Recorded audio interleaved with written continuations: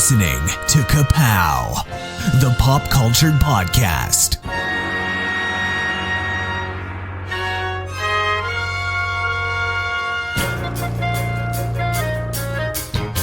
Comics, television, movies, and more.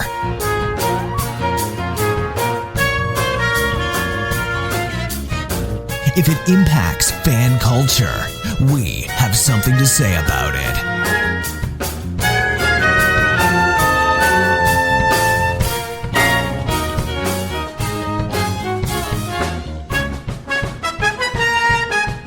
And now, your hosts, Jordan, Cliff, and Seth.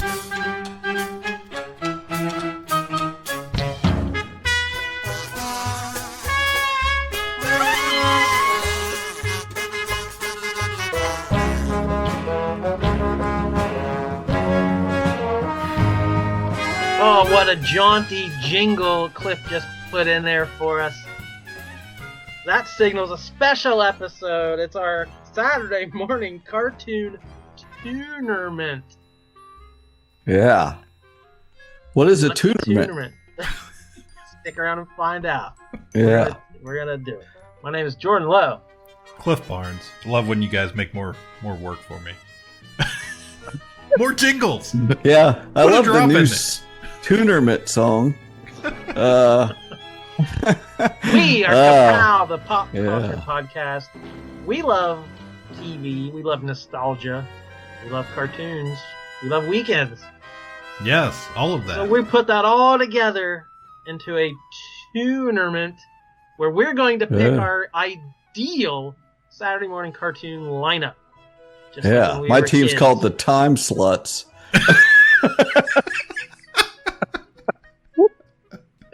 I thought this would be a wholesome episode talking about wholesome. Oh no, it's fun getting cartoons. dark already. Yeah. It's already turned a corner. All right, Cliff, this was your idea. Lay it on Yes. us. Yes. What are we So, doing? My baby, right? Mm. So yeah, over the last year, we've dedicated a large majority of our episodes to special lists and tournaments and brackets and drafts and all kinds of fun stuff we like to do here. So I came up with the idea because, hey, I like cartoons, and I have so much nostalgia for those Saturday mornings, waking up and just being excited to see what's on TV and watch my favorite shows. So one of the things I always remembered about getting up there was always a debate, because there were certain things you watched on certain channels, and if they weren't on, or if they were on at the same time, what are you going to watch type of situation. So that kind of birthed this idea of doing exactly that. We're going to pick a programming lineup for our ideal Saturday morning cartoons. And how we're going to do that is I set forth some rules, real basic rules, I thought. And we're going to do time slots. So we're going to start just 8 a.m. And you can pick a lineup of 30-minute or 1-hour shows to fill those slots 8, 8:30, or 8 to 9, whatever it may be, all the way up to 11 a.m. Because in my memory, that's probably about when they ended for the most part. And that gives us several choices to narrow it down, make it a little simpler. And we may have some overlap on our list, but that's okay. So what we're going to do is we're going to include mostly traditional Saturday morning shows from the 70s, the 80s, the 90s, all the way up into the 2000s. And these are basically shows, for the most part, that were Saturday morning cartoons, especially during, we favor the 1980s. But they aired on NBC, ABC, CBS, or Fox in later years. And if you have something PBS-wise that maybe, I didn't look real far into that, but we could throw that in there also. Basically, what we're not including for the most part are what I considered after-school shows. So these were shows that came on after you got home from school or in the afternoon that were mostly syndicated. So, for example, we are concluding them or not? For the most part, we're not. I mean, there are going to be. So we're not. This is a Saturday morning cartoon. Yes, for the most. Okay. There may be an exception that just because that we watched it on Saturday morning only, and that's that type of thing. It was a Saturday morning cartoon for us. But for the most part, yeah, we're separating the weekend morning from the afternoon shows. So that's how that's going to work. Yeah, basically. So the rest of it we'll figure out along the way, I think. So that's the idea. We've all created our own list, filled in our own schedule, and I'm excited. Yeah, I'm excited to see what you guys picked in contrast to maybe what I picked. So, yeah. So, gonna spin the wheel. Ooh, we could do a wheel. That would be fun. How else are you gonna? I'm curious how else you could possibly do it. Let me pull. I didn't have as much trouble with this as I thought I might.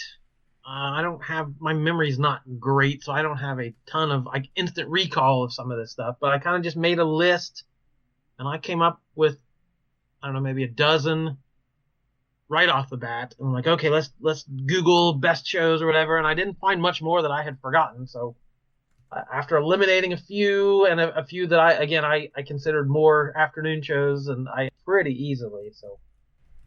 Well, that's good. Yeah, I did the same thing. Like mine came pretty quickly. I did, and I shared you guys most of the lineups for those years from each network, how they were programmed back in the day. So let me see if I can. It looks like Seth's still putting his list together.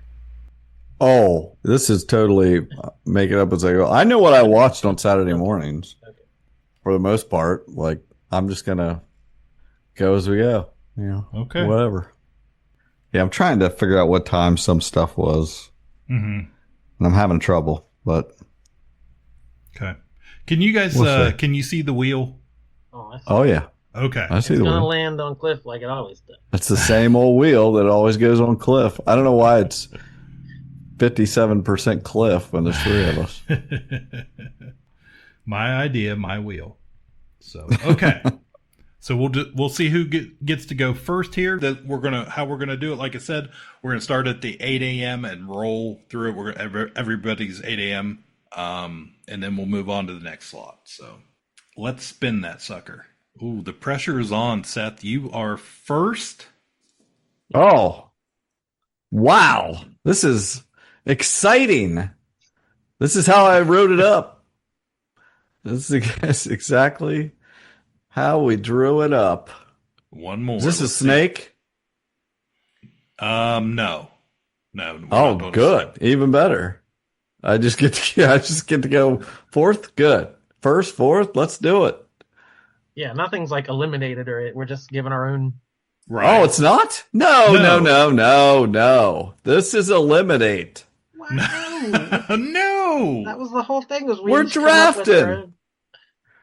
We're drafting. Who gets the good ones? If there's not stakes, what are we doing? You get to pick that. You're going by time slot. You pick whatever the best show in that time slot. You get it. It's yours. Nobody else can have it. You didn't read That's not what rules. A Toonerment is. I've never had a Toonerment. I coined the term. I think I know what a Toonerment is. No, but seriously, we're drafting here. You're drafting the cartoons and whoever gets to. If that is not what that is, you guys are nuts. We've talked about cartoons before. This is not these cartoons. These are not always bull crap. I've told these stories before. No. Why would you not want to do it like that? Why would you want to be like, no, we all get that same cartoon? Whatever. We're going to be able to fill up these slots, have three complete different lineups, and people are going to say who has the best lineup. Right. Well, we're going to have way too much overlap if we're not getting to eliminate. I don't think we will. Nah, I think you're. This sounds like you sure want to have my cartoons.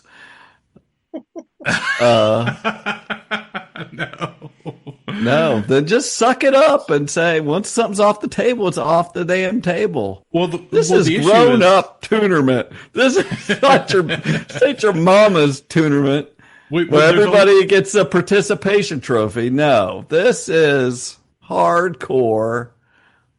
Well, the problem with that is there's only what? At the most 6 spots, and that's why I said you can pick a 30-minute show or you can pick an hour show to fill in the slots. So if you pick an hour, that's your hour. That's what you watched in that hour. A show, none of us can. You get that show, none of us get a show. Correct.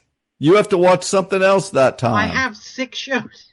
I came here with 6 shows. He sent us a list of 1 billion shows. You got to pick the next best show in that slot that's available. You don't have to do it. You can pick in any order. You can pick if there's something that you want really bad. Pick it. Say I got to have this at 9:00. Because I know people want it. Well, luckily, I don't think anybody else likes the shows I like, so maybe that'll just. I think you'll still be able to find something. Yeah, you'll have stuff we didn't watch. I thought you were saying we would only pick 6 shows. Out. Yeah, like total. There would be the 3 of us, and we're only picking 6 slots. No. I'm saying you can't double up. You can't double up. Okay. Right. I'm okay. Once I pick this cartoon, you can't have it. I'm okay with we can't double up. Yeah. Yeah. I don't know why you thought I was saying anything else, but okay.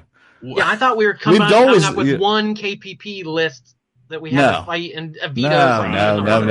No. Right. Wow. I'm sorry. I'm sorry. Where I come from, the Toonerments run differently. Yes. It's like, look it up. Everybody's got, it's like Uno. It's Uno. Don't you have a Dorktionary there? Look up Toonerment in your Dorktionary. It says it right in there. I feel like we just had the Uno argument where everybody plays by different rules, and then when you try to play with somebody else's family, everybody God, don't even start. I didn't want to know what other Uno rules there are. All right. Seth won the roll. He won the spin. He gets 8 a.m. That is your 8 a.m. show. I'm taking at 7 a.m. This is another twist to the whole Toonerment. I'm going to go ahead and start off with how my Saturday mornings rolled. I set my damn alarm for 6:59. You couldn't drag my ass out of bed Monday through Friday. We can say it's on at 8:00. That's the beauty of the Toonerment. No, you sent us a schedule. It's not what time it aired on in I 1984. did. Why? No. It should be. It's 8 a.m. This is the show you're watching. Oh, fine. I'll allow you that much, I guess. But it's an increased difficulty if you have to watch something else at 9:00 than what you really wanted to. Anyway, I'm trying to stick to where I watched it. But I set my alarm for 6:59.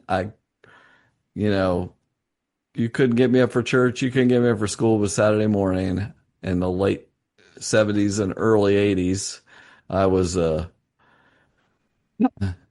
getting up early. But yeah, I got up a little earlier and a little later on there for some G.I. Joe. I'd get out there in my tan bean bag, and I would plop down there in front of the TV stand with our sweet 19-inch Zenith color TV. Oh, Zenith was the best brand. And it was on a little turny table that you could... This wasn't a floor model. We had it up on a stand so you could turn it and aim it at the kitchen table also. Because this was the 80s. Baby, you watched TV when you ate dinner. Yeah. Anyway, I would sit down there and watch G.I. Joe. A lot of zapping of Energons. I didn't know that at the time, but yeah, we did know what was happening. That would come later. And so G.I. Joe, that was your that's how you start off your day. You're just hitting it. I did. No build up to in real life. That's when it happened. That's when it happened to me. My life was a Toonerment. I was like, bring it on. It was immediately people were killing each other or trying. They were shooting each other. They jumped out of the planes with parachutes. Every time. So this began a little bit of a discussion. This was a syndicated show that I remember as being 5 days a week after school. But you're saying it aired on Saturday mornings as well. I don't have a real strong memory. Probably first on Saturday mornings, I believe. Yeah, I'm the same way, Jordan. That was my memory for the what was after school G.I. Joe. However, I do remember the first time watching G.I. Joe the movie in its entirety was it aired on Fox for me, and it was on a Saturday morning. Like, it was on a whole 2-hour block, and they showed. I was so excited to be able to, because I didn't know any better of what was to come. But yeah, I remember watching the movie on a Saturday morning. Yeah, I mean, I never watched it in the afternoon. Like, I was done with G.I. Joe cartoon by the time it was ever shown in the afternoon. I think, like, it's just, I was older than you guys. Sure. Okay, so I will go next in this, and 8 a.m. was pretty much, that was early for me. Especially as I got a little older. Like 8 a.m. was Saturday, man. I was excited about cartoons, but that was as early as I was going to get up to watch cartoons. So I'd been up for an hour, Cliff. Yeah. I'd been up for an hour. I'd already had my cereal. I was ready to watch exactly what I think I know what you were watching here this time. Well, yeah, so 8 a.m. was kind of when I got up, usually the first thing that was on that in my mind, start out your Saturday morning, was Disney's The Gummy Bears, The Adventures of the Gummy Bears. And this was a show. That's not what I was expecting, but that's on my list. It would have been a later pick for me, but yeah, I watched The Gummy Bears. Good cartoon. I mean, it ran on NBC. 85 to 91, and so this was a staple for me. These were the main, these were some formidable cartoon watching years here, and just like, I don't ever remember a bad episode. You had your 6 main characters, all the your main gummy bears, and then they had the princess and their friend, the little boy, Kevin or whatever his name was. And then, the Duke was, and the ogres were always after him. Had the great theme song. So if you were up at 8 o'clock, wherever you were, here, there, or everywhere. Exactly. Just bouncing into the living room and grab your gummy berry juice and maybe have some breakfast. Look delicious in front of the TV. So great theme song. Great theme song. Oh, I love it. It's pumping in now. Sounds good. Jordan, what do you got? 8 a.m.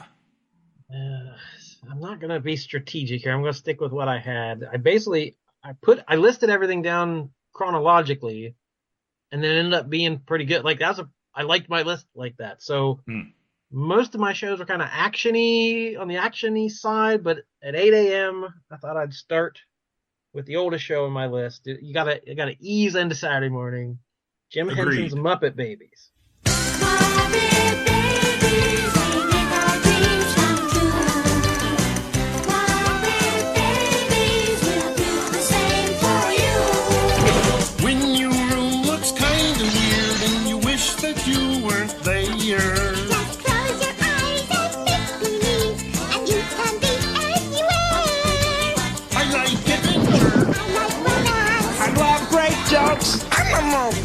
I've got my computer. I'll play the piano. Is everything all right in here? Yes, Nanny. Really liked that show. It ran 8 seasons from 1984 to 1991 for 107 episodes. So this was the toddler version of all your favorite Muppets. They all lived together in a nursery. with Nanny, this mysterious caretaker you only saw from the neck down. So Barbara Billingsley Yes. oh, from Leave It to Beaver. Yes. Oh, nice. Well, So saw her legs. Muppets Take Manhattan was released 2 months before the show premiered, and that had the dream sequence of Miss Piggy thinking, "What if she had met Kermit when they were babies?" So they had that little scene In the of nursery. in the Yeah. nursery of the Muppet Babies as live action Muppets, and so that was kind of the launch of this show of these.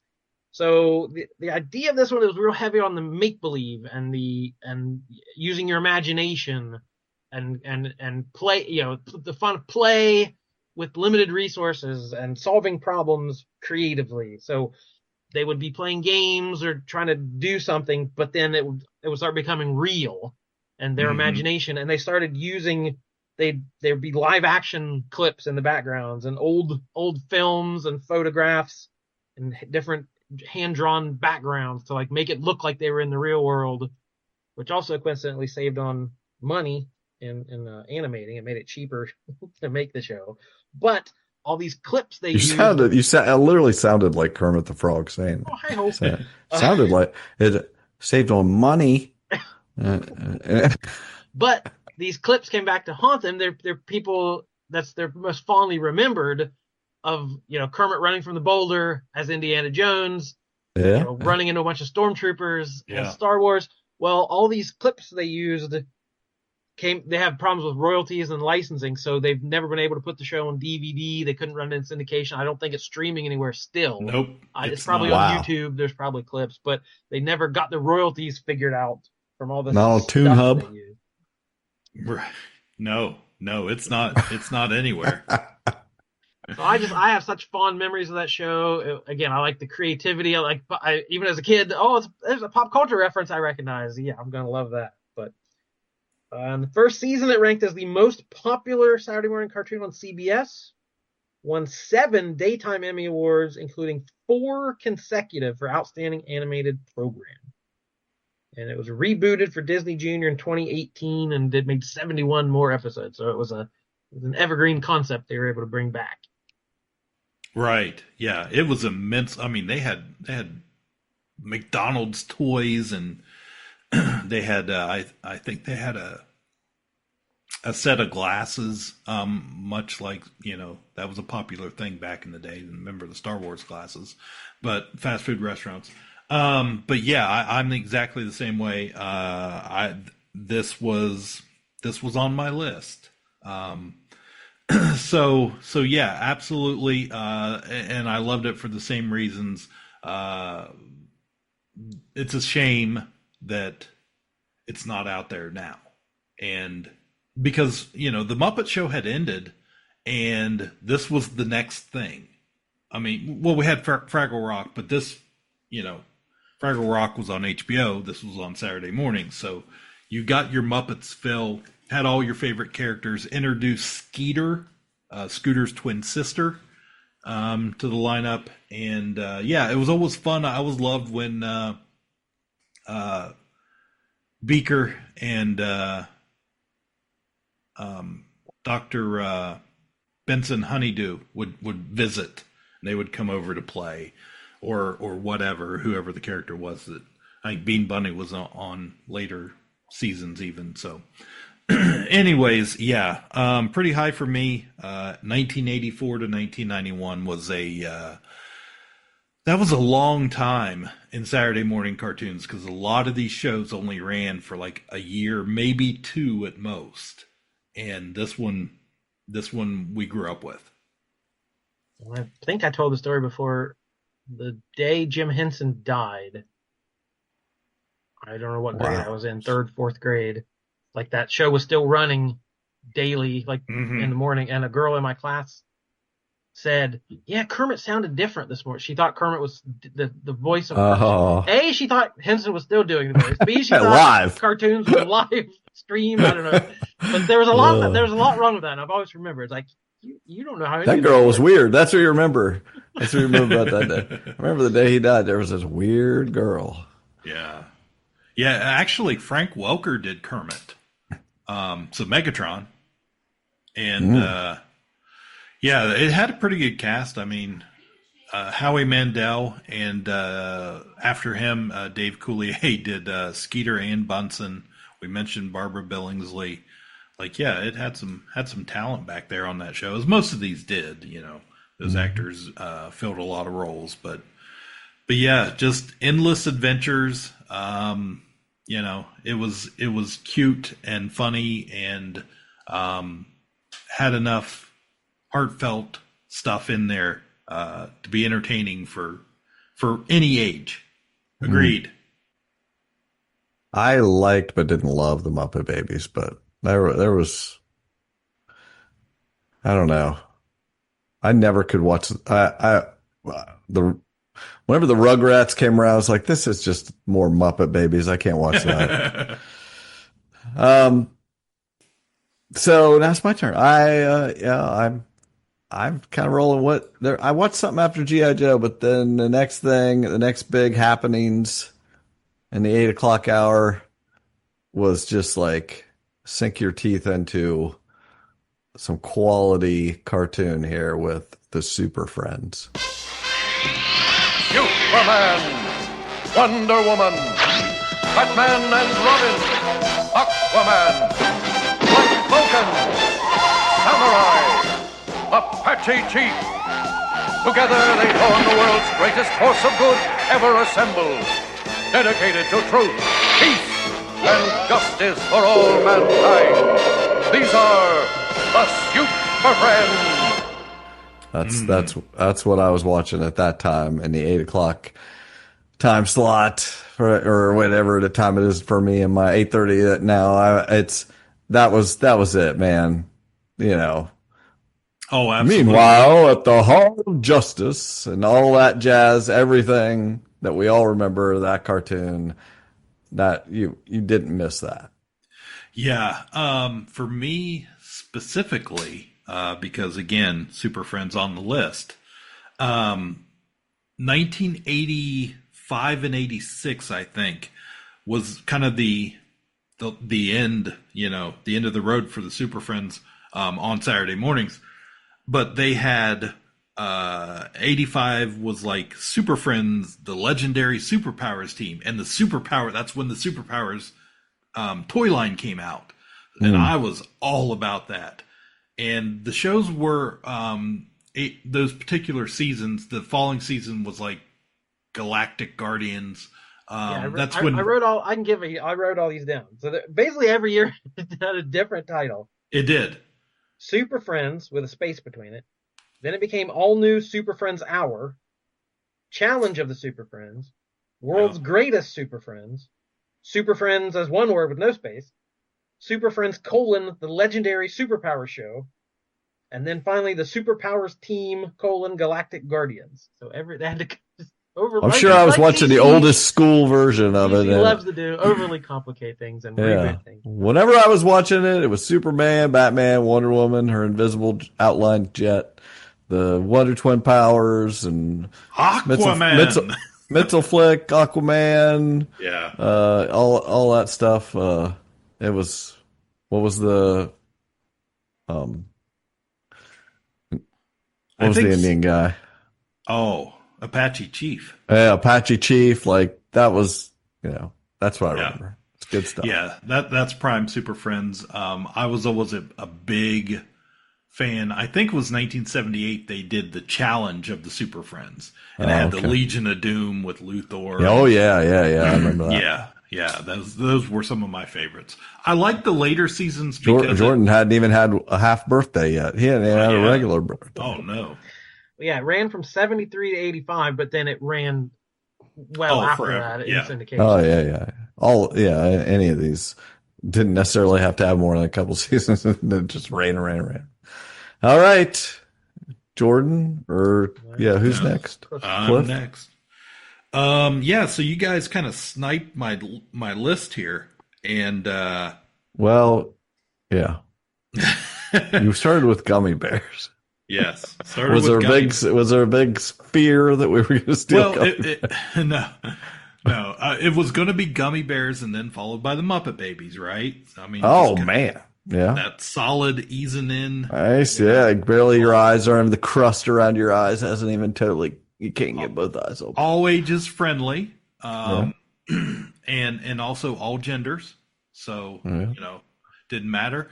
So I would have to, I think I'm going to slot in here, one that I didn't have on my main list, because 8:30 seems like a really good slot for Alvin and the Chipmunks.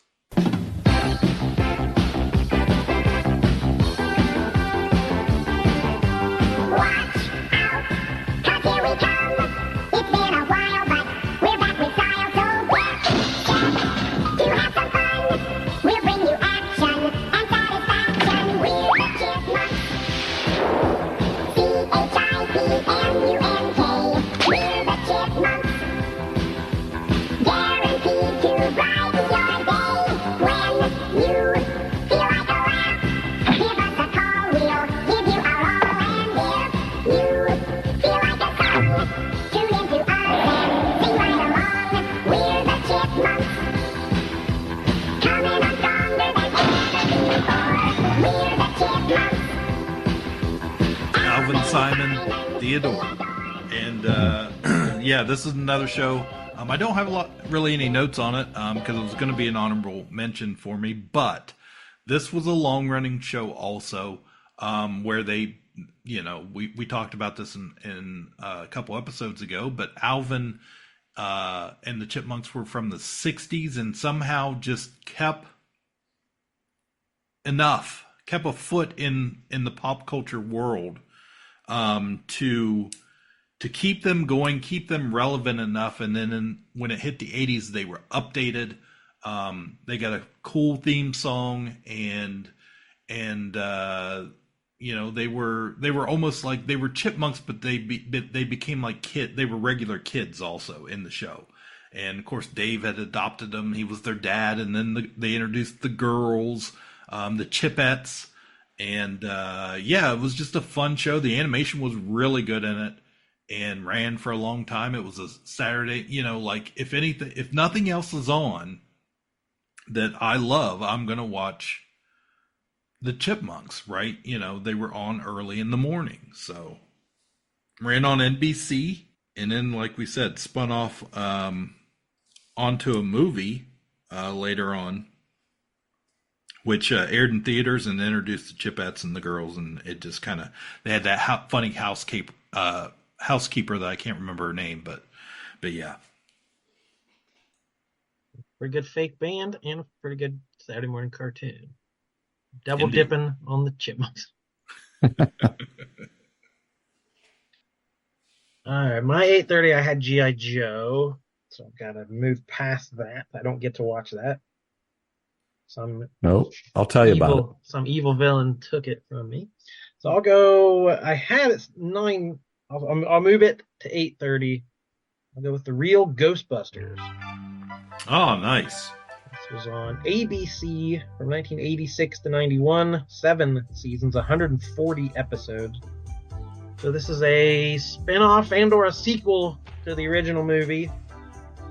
They had to add the real to the title because of the Filmation show Ghostbusters from back in the day. There was already a show called Ghostbusters. Starred Lorenzo Music as Peter Venkman, who was the voice of Garfield. Yeah. Which is kind of ironic because Bill Murray went on to become Garfield. But he was only on for the first 2 seasons, then was replaced by Dave Coulier, who was apparently going to be a recurring figure on this. Maurice LaMarche was Egon. It's the brain from Pinky and the Brain, Futurama, a billion other things. Again, Frank Welker was Ray and Slimer, Megatron, or Fred Jones from Scooby-Doo. So some iconic voices in this. And apparently the story I read was that Ernie Hudson auditioned to voice Winston and didn't get the job. Didn't get his own part. They gave the role to Arsenio Hall. Yeah. So Arsenio Hall was a better Winston than Winston. Than Winston. Crazy. Wow. So this one, I haven't watched. I watched the pilot on YouTube last night just to kind of refamiliarize myself, but I haven't gone back and watched it. But it still has fans. It was acclaimed. They thought the writing was good. One of the head writers was J. Michael Straczynski, who was kind of in charge of the writer's room and wrote 21 episodes. So that's he's done a ton of comics and Babylon 5. But the show was really tinkered with by executives. They kept pushing to make Slimer the star of the show, make it more kid friendly. Have Slimer do more silly stuff. So I have a feeling it was good, but it could have been better. Yeah. They changed the name there, right? To eventually. In the middle of the run, they changed it to Slimer and the Ghostbusters. They made it an hour and did just the Slimer specials or whatever. But I'm gonna go with the prime half-hour show. They did a sequel called Extreme Ghostbusters in the 90s that ran for 40 episodes. I don't remember anything about that. It was not good. I'm not the biggest fan of this movie. I remember seeing it as a kid. I think we had taped it off TV or something, so I know I'd seen the edited, clean version of it. But it wasn't my favorite movie. But something about this, I love this cartoon. And I collected toys like we all did. I had everything Ghostbusters. I loved I didn't have all the G.I. Joes. I had 2 Transformers. I had every Ghostbusters figure. I had the Firehouse playset. I had the Ecto-1 car. I had the helicopter, and I had all the role playing stuff. I had the proton pack and the trap that you rolled out and stomped on. I had the PKE meter. I had I don't know what clicked with that of me just adoring this show, but I was all in for the real Ghostbuster. Wow. Yeah, I definitely watched it also. I remember when it first aired, I was very confused because I did not understand why they all had different colored uniforms on. Egon was blonde. There were artistic choices made. And I remember being very confused by that. I also remember thinking, this is scary for Saturday morning. There were a couple episodes there that were, pushing the line a little bit there for that time. And it was on for a very long time also. And I too had, I know I had all the Ghostbusters. Because I remember the little proton packs had the little twirly streams coming out of them that easily broke. And that was a great line of toys. It's highly collectible even today, and they came out with some retro figures a year or two ago. So yeah, pretty cool. Never watched it. I mean, maybe once or twice. Yeah. But it was a little. What year would that have been? 86 to 90. Yeah, I was in high school. So I was getting out of 8th grade, going to 9th grade. I was probably winding down on my. Didn't wear your proton pack to junior. Yeah. Well, Stranger Things lied to me. Yeah. All right. My next pick, I don't think there's any danger of you guys picking it, but this just is the staple. This is the number one show on my Saturday morning lineup. This is the one I looked forward to the most, which was, at a good time for that. It was I got up, got to watch some great stuff, when I first got up, but there was a dead spot right before the show. I remember a particular lineup watching whatever time frame, but right before this was the pre-Masters of the Universe. The before Masters of the Universe, there was a much worse show called Thundar the Barbarian that I hated because I had to suffer through it to get to my show, which was Dungeons and Dragons. Hey, look! A Dungeons and Dragons ride!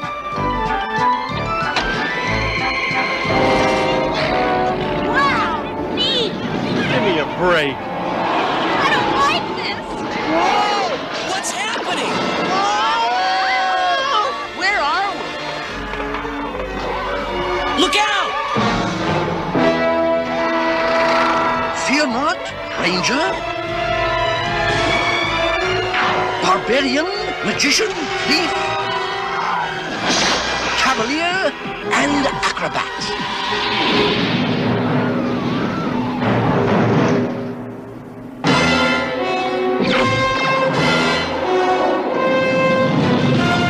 Who was that? That was Venger, the force of evil. I am Dungeon Master, your guide in the realm of Dungeons and Dragons. Which, no surprise, I loved this cartoon and was like, this is so great. I mean, come on, you had Donnie Most, as the hero, had two Willie Ames and Adam Rich from Eight Is Enough doing voices on there. But it's just like iconic. It's an iconic show with all the, the acrobat and the cavalier and ranger, barbarian, all that. It was just, and the dungeon master and Venger, and like, I loved it. It's hokey and silly, and I have it all on DVD, and I literally bought, spent a couple $100 on original art that Kickley did of them, made them look cool, and it's just like, I was just at Gen Con. They came out with sets of like little miniatures if you wanted to play as them for D&D. And some of them are like ridiculously, through the roof, the price for them now. It's crazy. Like you can't, Venger is like $100 and some now. And, the Thief is, and the the unicorn. What a clever name. That one's expensive now and everything else. Like, it's still, there's definitely a certain group of people that look fondly back on that show, and it's a staple. The live action movie had the visual reference to them. I mean, we loved it. It's, it's just, they did it so well. They still made it kiddie. It is very, childish and silly, and a lot of jokes. Ralph Mouth's voice making a lot of jokes. He was the Cavalier, and it's just like Willie Ames was the Ranger, Adam Rich was the Barbarian, Bobby, and But anyway, I still remember loving it and always looking forward to watch that the most. That's the thing I wanted to watch the most. Yeah, it's a shame they never made that final episode. My understanding is they had a script, and it was they've acted it out on YouTube and stuff like that. You can watch look it up. Yeah. I was never into that kind of stuff, but I remember watching that cartoon. Like, the cartoon held my interest. Even they like rode a roller coaster, the Dungeons and Dragons roller coaster, and went into that world. It's like, and this was at the time that parents were scared to death that you were gonna like become possessed by playing this game and stuff. So this had to have helped. This took the edge off a little bit. Well, they're watching a silly cartoon. Ralph Mouth would never possess. Yeah, exactly. Exactly. Yeah. I definitely watched it and liked it. And the main thing I remember about it is I remember being mad that the toy line for Dungeons and Dragons did not have the same characters as the cartoon, and I always wanted the cartoon characters. I thought that would be a really fun line back in the day. Of course, you can do that now, but I use a Warduke figure from the original figures from the 80s. I use a Warduke miniature in our game. I've brought him into the world. I had a Warduke, the 3 3/4-inch figure back in the day, and I've picked those up so many times at toy shows, and just like, I should buy this, and I still haven't. It's coming. I'm going to do it.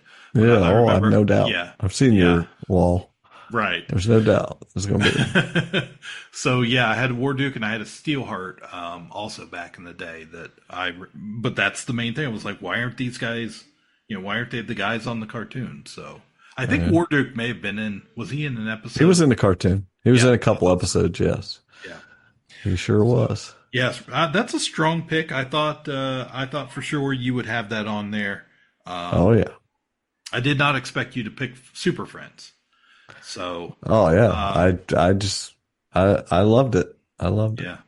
Yeah. So, if we're moving on here, going through this 9:00 time slot, I'm going to try and surprise you guys a little bit with a cartoon I watched a lot of and was back in the day really excited and really liked because there weren't a lot of superhero cartoons on Saturday mornings or in general way back in the day.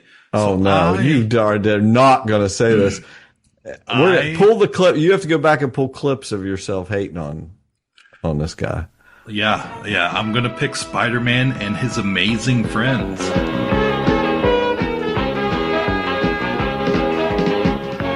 Spider-Man and His Amazing Friends. Iceman and Firestar. He literally hates Spider-Man. But well, here's the origin story. Maybe we'll learn more about his show. Why did you hate this? Why did you watch this and then learn to hate Spider-Man? Well, you may not be surprised that my favorite character on the show was Iceman, and I really liked him. I thought he was super cool. Oh, you're totally an Iceman guy. You're a Bobby. Yes. That's also a Bobby. Yeah, also a Bobby. I thought you were going to say Miss Lion. So I have fond memories of this, and anytime if I could catch it on, I was really excited to watch this show on a Saturday morning, and of course it was 81. What a strange team to look back at. Why this trio? Who decided this? So obviously, Jordan, help me out. What? I would like to know that myself. That is a strange choice. Because Firestar was invented for the show. She wasn't like a Marvel character they just plucked out of the... Right. It's crazy. Yeah. It's really weird to me. And of course, Iceman was from the X-Men. Yeah. So it was, but I think it was worked all teenagers. And that it was kind of the first Marvel show to introduce like a team of superheroes. That's kind of why it stood out, I think. And of course, Stan Lee did the narration on it, which was great. And I didn't know who Stan Lee was back then. I didn't read Marvel comics, or I knew Spider-Man, but that's why I thought Iceman was so cool, because he was. I knew enough of Spider-Man that I didn't read Marvel comics. That's for sure.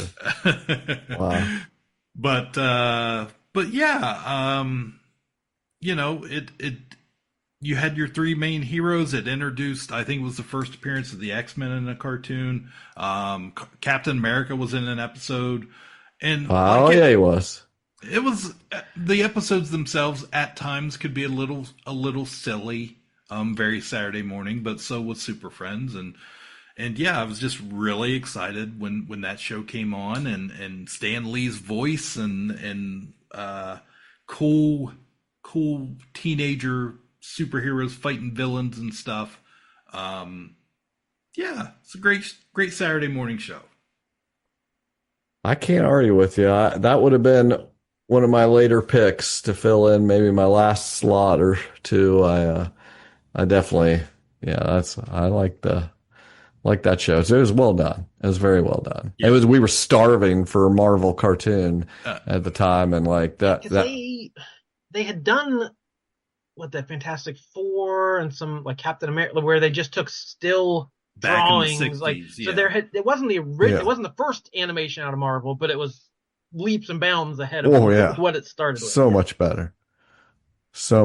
And it was just like, when Cap was on there, oh my gosh, this is freaking amazing. Like they had the cool apartment that when you they pushed a button or moved something and the computers came out of the wall and all that stuff. Yeah, that was wild. Heck yeah, wild stuff. Is it me again or no? No, it's Jordan. Oh, Jordan. Okay. 9 o'clock. 9 a.m. I need to pick a replacement, but I don't want to jump. I'm going to stick with my list here for a little bit longer. So this is what I had after Ghostbusters. I had the Teenage Mutant Ninja Turtles. Teenage Mutant Ninja Turtles. Teenage Mutant Ninja Turtles. Teenage Mutant Ninja Turtles. Heroes in a half shell. Turtle power. They're the world's most fearsome. The show ran 10 seasons. When it was over, it was the longest running cartoon in American TV history. It got beat by The Simpsons 2 years later, but at the end of its run, it ran longer than any other cartoon America had ever produced. 1987, to 1996, 193 episodes. Wow. That's a lot of Saturday mornings. I've seen a couple of, like, there's a Turtles documentary online. There's the Toys That Made Us. So I've seen these stories before, but it's still shocking. At the time the show was developed, there were only 11 issues out of Eastman and Laird's original Mirage book. They had published 11 issues of a gritty black and white, violent comic book.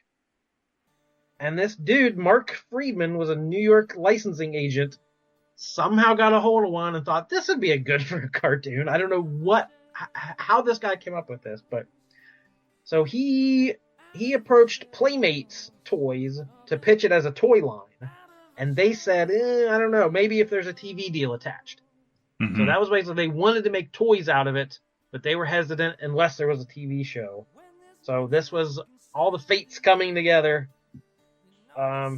So the first line of action figures debuted in the summer of 88. The pilot was in December of 87. So it was a 5-part miniseries they did in syndication. So it ran, the first Saturday morning it ran was October 1st, 1988. So the toys launched in the summer, the show launched in October. It was a perfect storm, and then it was merchandising the likes we may have never seen before of anything and everything you could think of. It was Turtle Mania. They came out of their shells. They had a musical tour. It went crazy. But the show was good. Like, the show was different from the comics. I don't know how much Eastman and Laird liked that. They probably wanted it a little bit more faithful, like the 1990 movie. But they color coded them. They love their pizza with wacky toppings on it. There's a lot of jokes. So that basically became the Turtles. Like, it didn't matter what was in the comics. That kind of defined the Turtles for the next few generations. So I love that show. There's another Kermit. Sorry. What was I gonna say? Oh yeah. So yeah, it's been live action movies, cartoon movies, reboot after reboot, but there was another version in 2012, the CGI version that ran for 5 seasons. I never watched any of the other versions, but I got into that one. And that was basically, I was an adult setting my alarm to get up on the weekends to watch that show. That was before I had a DVR, before there was streaming. So this is probably, it's the last time I'll ever set an alarm to watch a show. So that was still, it started with the Turtles back in the 80s, and it probably is going to end with the Turtles in the 2000s. So just a big fan. What year did they start? What year did you say they started? 88. Yeah, that was post my Saturday mornings, but yeah, this was I remember this being on Saturday mornings, but I mostly watched it before school, so it must have ran in syndication, in the early morning or whatever. But yeah, I was on Saturday for a long time. Obviously a staple. There's a huge amount to this day, a lot of Turtle fans out there that have stuck with it all these years. I saw all the voice actors at that convention. Yes. Packed room for a Q&A for this old cartoon. They had turtle power. So, yeah, that's real solid. Good pick. Glad you picked it. And I didn't have to.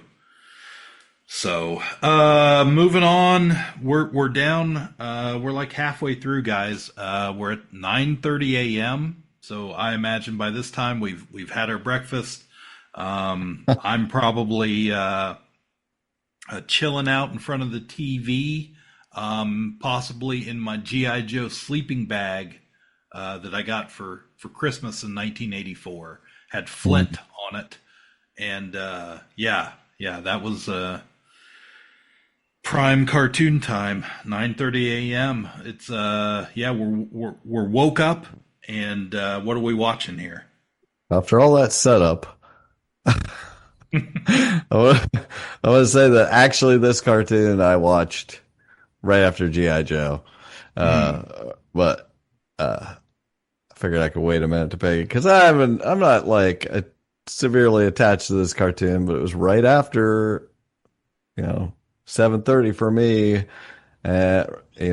Sandwiched between G.I. Joe and Super Friends was Transformers. And I'm not even a Transformers guy, but I watched that cartoon and enjoyed it. It was all part of that world. Yeah. Did you have that one on your list, Cliff? I wondered. I did not, no. Okay. I didn't either. So, yeah.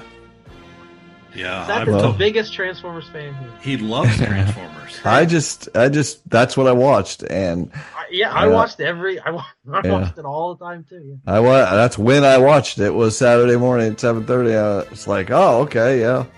I like G.I. Joe better, but this is still, it still felt exactly like that cartoon. I mean, it still felt that like the sameness of it. It's just like I just wasn't buying this toys. I strictly bought G.I. Joe, and I don't think I ever owned a Transformer. But I enjoyed the cartoon. It was, pretty good. Yeah, I did too. I could still hear that dun-dun-dun-dun, like that inner when they would go to commercial or something. The Transformers will be back or return or whatever it said. I remember that, and the always much like G.I. Joe, they had that kind of a background music like list they would use during every episode. G.I. Joe did the same thing. Of course, they were Sunbow and Hasbro and all that stuff, which makes sense. But yeah, very much like G.I. Joe, it kind of had a running storyline from season to season. They would introduce new characters. I've talked about it before. My parents took me to see Transformers the movie, and I hated it. I hated that all the Transformers got killed and Optimus died. Spoilers. And I did not understand why they would do that. And I was like, I don't like Transformers anymore because I really liked them the first couple seasons, and then yeah. But I still watched it. So yeah, Transformers. Guys, we're not a lot of cartoons that girls or sisters would watch so far. Yeah, they weren't up that early. And the thing is, in my house, there was first come, first serve. Mm-hmm. And I put that freaking beanbag right in front of the TV and got my Lucky Charms or my Fruity Pebbles, and I got right there and you watched that lazy Susan into place that held the TV. There was no. I will get to where the siblings get involved here. I haven't got to one of those cartoons. This was still me time. Those first four cartoons. Yeah, I don't. I don't have super strong memories of us all huddling around the TV or whatever. Cause I've got two brothers, but my strongest memory is a little bit later in life, getting up before school, not on Saturday mornings, but they played G.I. Joe, Transformers, Turtles. Like they had a stretch of shows that started at 6 a.m. that I wanted to get up and watch. And Justin had to be up to go to high school because the high school bus was an hour ride. So he had to be up at 6 a.m. And I just got up at 6 a.m. and he would be mad at me every day. It's like, why are you up? You don't have to be up. Why are you up? So I just infuriated him by wasting sleep on these silly cartoons. So I have a very strong memory of that. Me leisurely enjoying my cartoons as he trudged off to school. This is one of your fondest memories. Oh gosh. My turn, I guess. 9:30 a.m. Got to do some shuffling here. Seth, you're not going to like this pick, I don't think. Well, I know you're not because you've already mentioned it. But Thundar the Barbarian. I love Thundar the Barbarian. Oh, it's your list, baby. I saw you shaking your head when I said it, and I was like, he must really like Thundar the Barbarian. Well, you love Masters of the Universe, and I don't give a crap about Masters of the Universe, but I still think it's better than Thundar the Barbarian. I hated it. It's like the one guy had really weird hair, and it was just like, or what? I don't know. Didn't they ride weird Clydesdales or something? Yeah, they had it was kind of like a horse slash, like a big Clydesdale slash like lizard almost thing. The year 1994. From out of space comes a runaway planet, hurtling between the Earth and the Moon, unleashing cosmic destruction.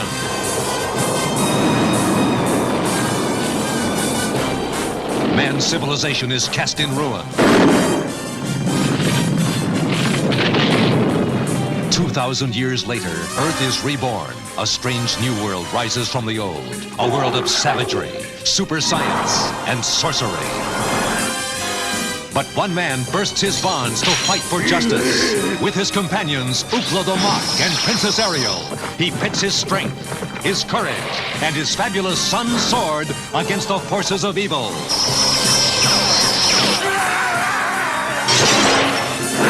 He is Thundar, the Barbarian.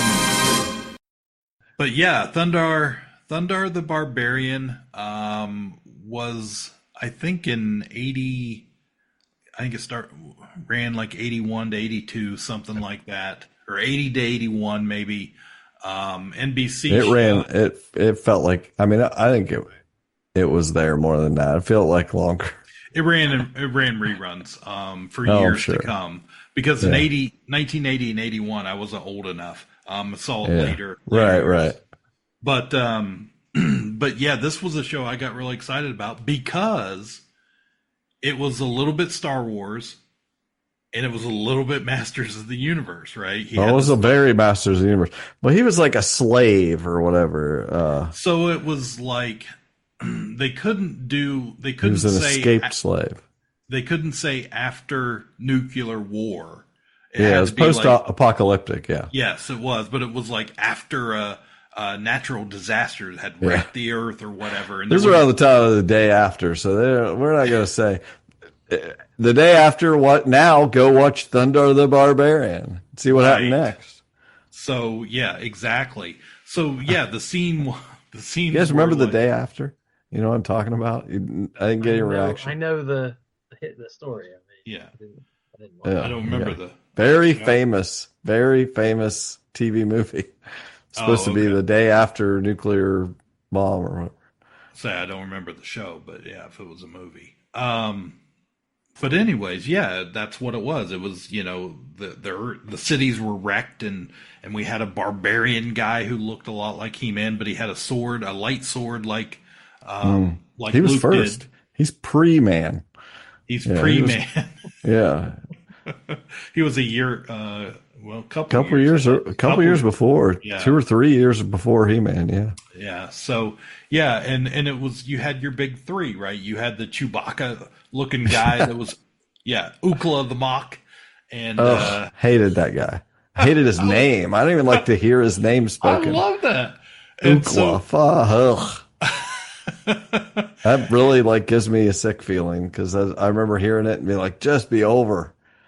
Really? You hated it that much? Yeah, dude. Well, it was right before Dungeons and Dragons. You just wanted to get to Dungeons and Dragons. Yes, I had just watched good stuff for a while, and I was getting ready to really get there was this dead half hour that I was switching between that and whatever, and you had to physically switch the thing. You had to turn it and hope you got something when you did turn it. Yeah. I definitely remember the show from syndication, but it wasn't one that ever clicked with me. I know I've watched it, but I don't have any kind of emotional connection to it. Yeah, I liked the dynamic it had. It was very Star Wars with him. Had Princess Ariel. She was very kind of a Princess Leia type. They were trying to play off of the popularity of Star Wars, of course. But she kind of sounded like Carrie Fisher too.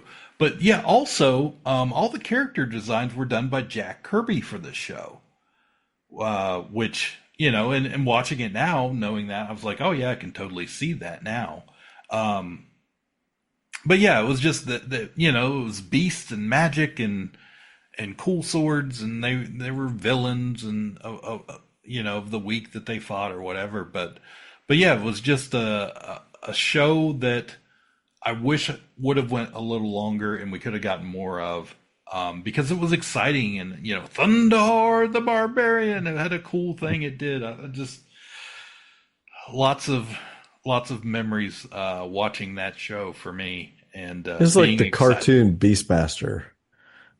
Oh, let's not talk about how much I love Beastmaster. That's why I said that. So underrated. But also, it was a Hanna-Barbera show, so I liked a lot of those Hanna-Barbera shows, those classic, the Herculoids and all that. That was a staple for me, so yeah. Big fan. Big fan. I love it. Jordan, what do you got for 9:30 in the morning? Keep moving up my list and figure the rest out later. I'm going to go ahead and put it what might be the most important show of my lifetime. The most impactful show that had a long-lasting effect on my entire life to follow. X-Men, the animated series. Previously on X-Men.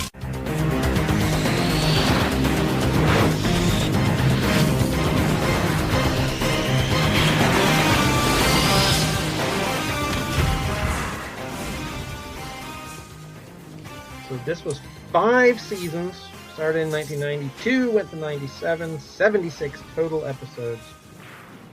So this almost didn't happen. There was a woman who worked for Marvel Entertainment named Margaret Loesch, who had been championing an X-Men show since the 80s. She was working for Marvel Productions. She got Pride of the X-Men made, which was a TV pilot, basically, that they aired. And it didn't get picked up. It didn't go anywhere. That was 1989. But they based the video game. The look of that show led to the Konami arcade game, and the first wave of Toy Biz toys were based on that kind of iteration of X-Men. But it didn't lead to any more shows. So this woman later became the head of Fox Kids, who was in charge of all the animated shows. And her first decision was to greenlight animated versions of Batman and X-Men.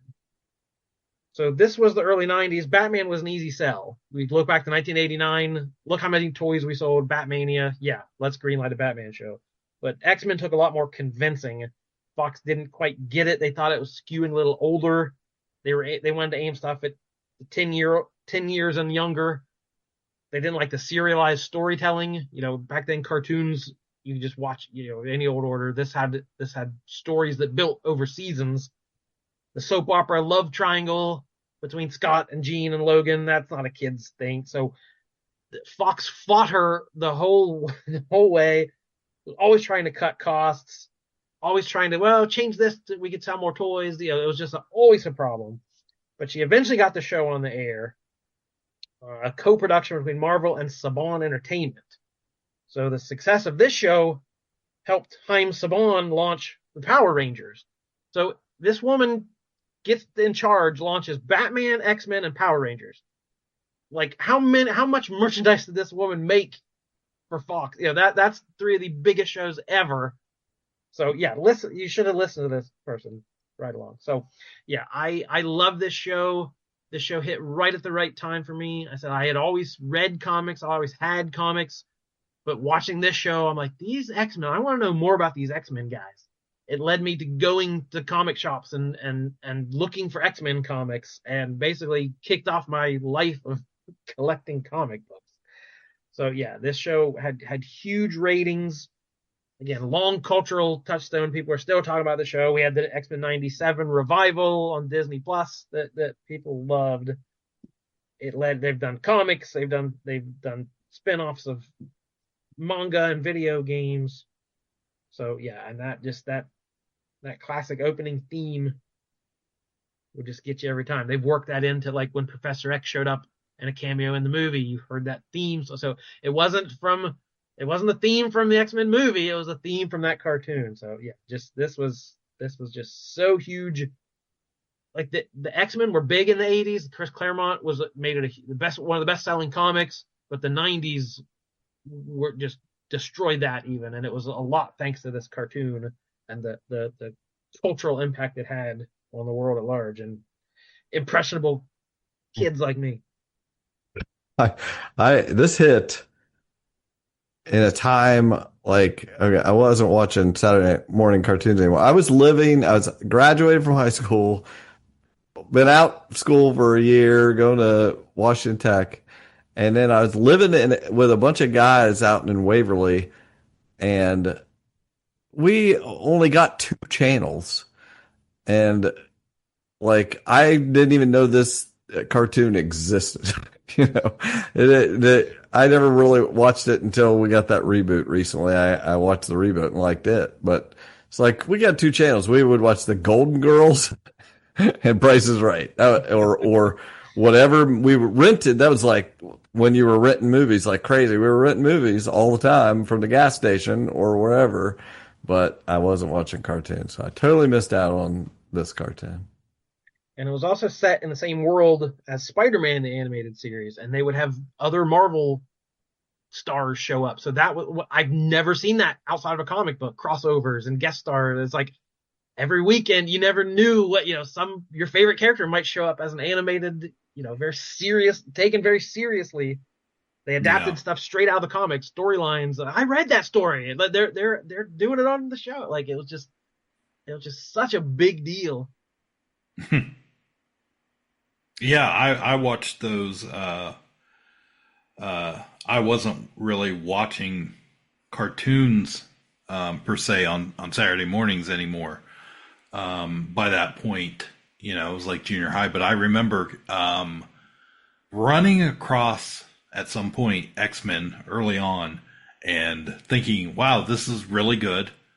And I didn't know.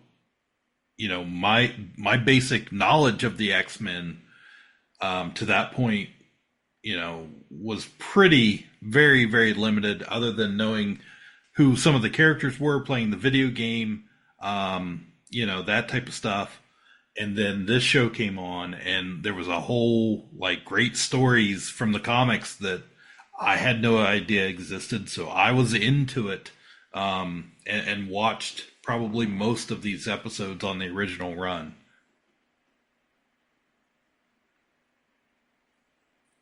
Well, let's see. By this time,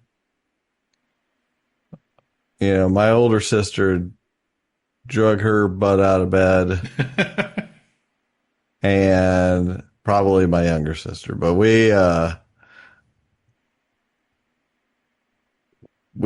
the one show that my older sister and I watched together, and we both really liked, and I wasn't worried about you guys picking it, but we both really liked this. It only ran for a couple seasons. I think there was only a total of 24 episodes, I think, but 24 episodes is they ran that for years and years. Yeah. And I didn't know. There could have been 100 episodes as far as I know. But it was a collection of all these characters, just tons of cartoon characters on one show.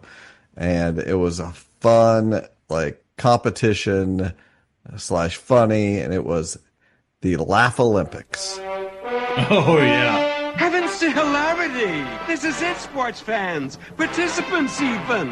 Television's greatest array of stars, Laugh Olympics, presents the round-the-world triple team competition between the Yogi Yahooies, the Scooby-Doobies, and the really rottens.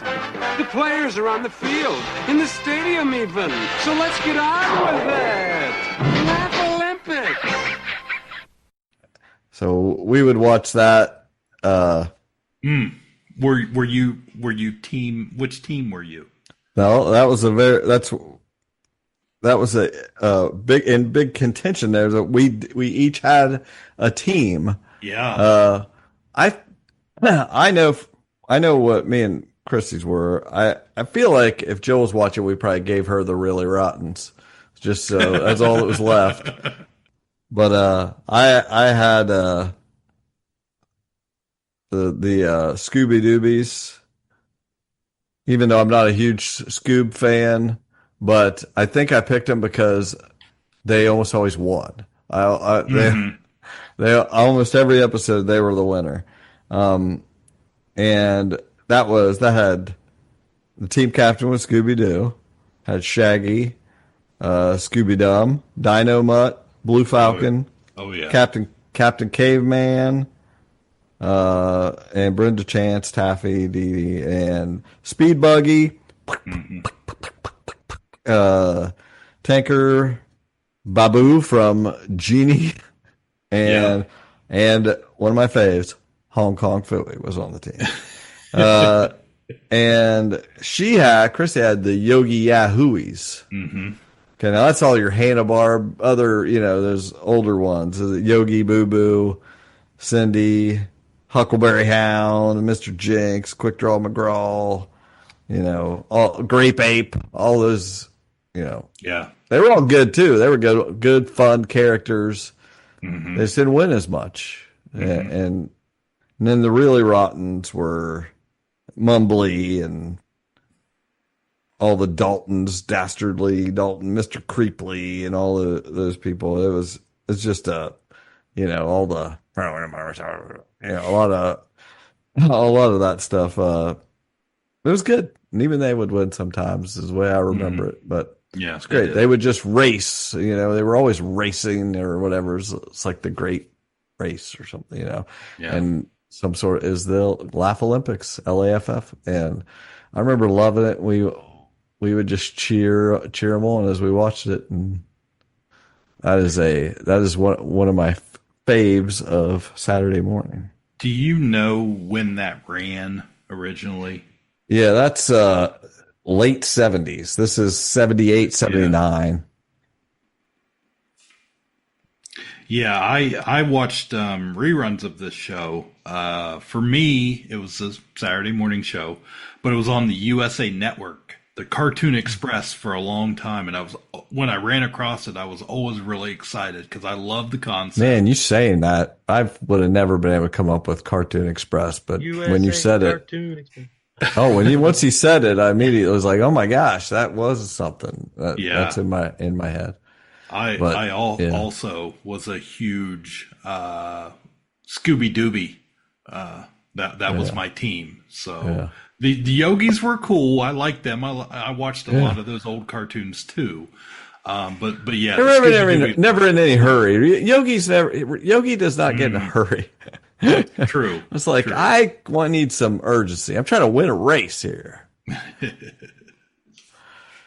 I'd written that down in case anybody mentioned it. Was the USA Cartoon Express. If you don't know what that was, it was basically the first cable block of all cartoons. Like, this was a decade before Cartoon Network or Nicktoons or 1982. What time?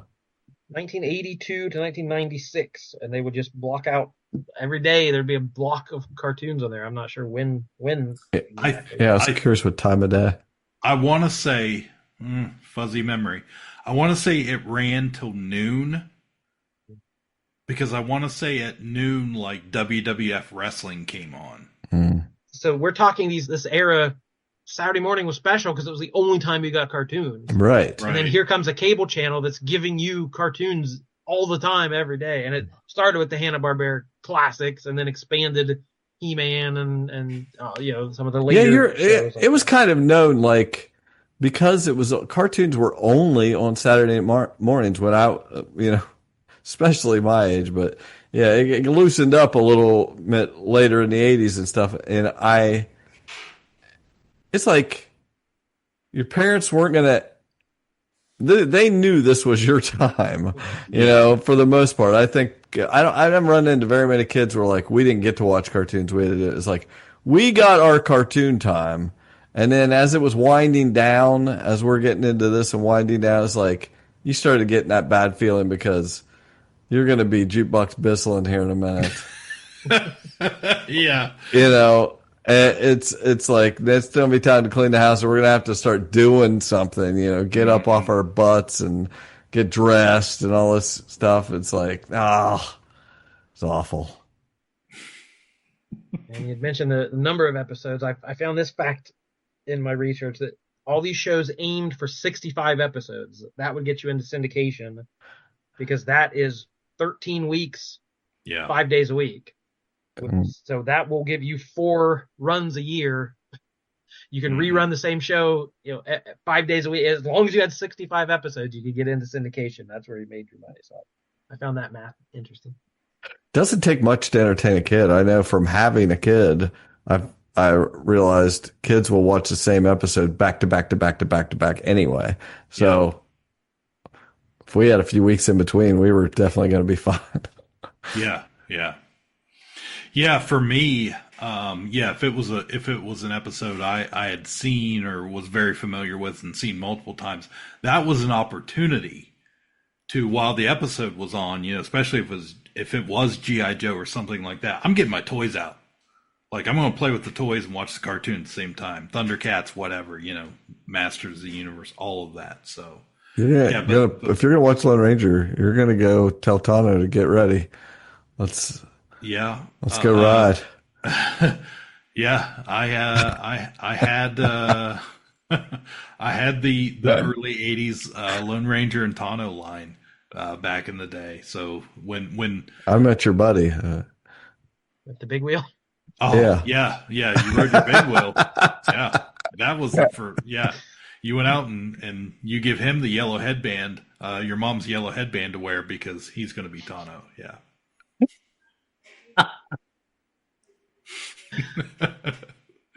All right, Cliff, what That's is your... We're at 10 a.m.? 10 a.m.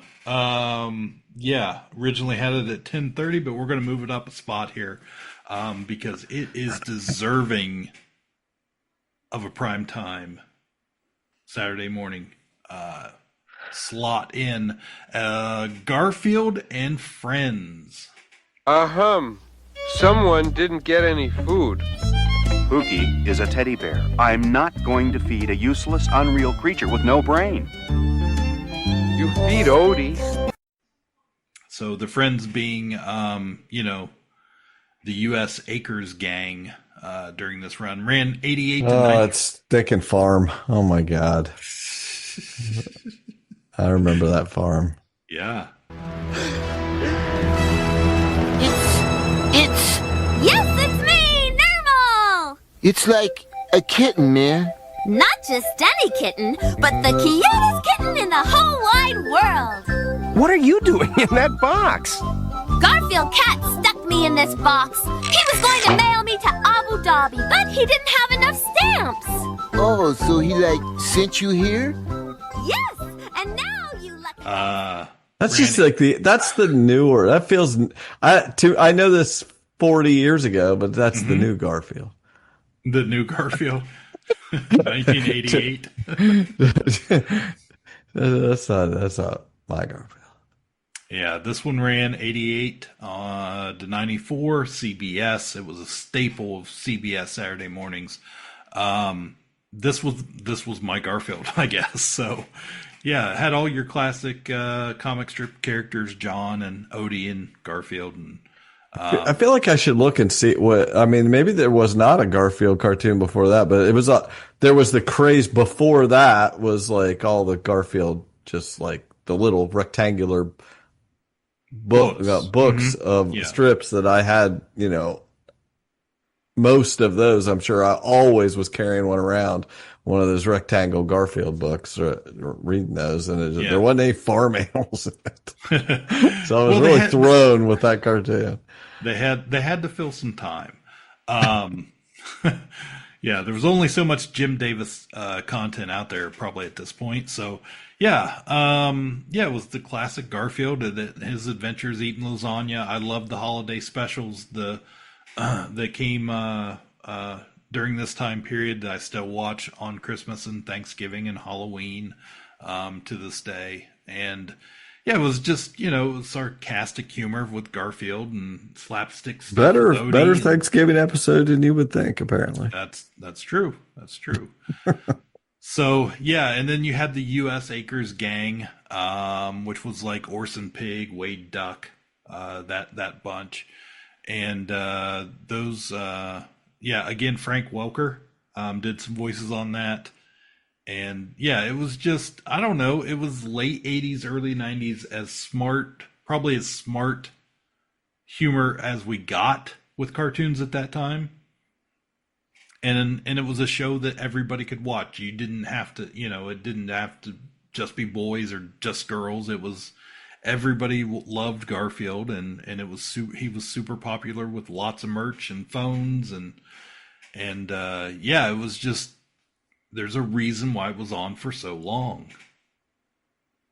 Yeah, this was in my honorable mentions. Couldn't quite make it up to the top of the list, but yeah, I remember really enjoying this show, and I have a feeling it's critics still, like it or has strong nostalgia. So I'm not a big Garfield fan. I never liked him too much in the comic strips or whatever, but yeah, the show was pretty excellent. Okay. Yeah, that's pretty much all I have on it. It was just a show I watched a lot. It was on for a long time, and I was always entertained by it, and just, I was not a Garfield fan before the show. He was my introduction, and really, after seeing some of the crappy, shitty movies they've made in recent years of Garfield, it's like, this is this is as good as it gets outside of the comic strips. This is the go-to. So, anyways, moving on.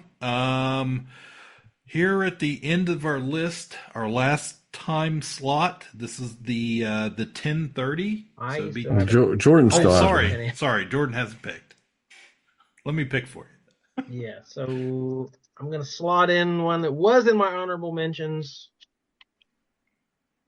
to make up for one I lost, and I'm glad I do. I'm glad I get to do it because this was an important show to me, and it's sticking to my time. I'm still going in chronological order. My whole list is still chronological, so I'm glad for that too. This was 1993. I was getting too old for cartoons. This was junior high era, but I loved Animaniacs. Wacko, you can wager all or part of your money. I'll blow the wad.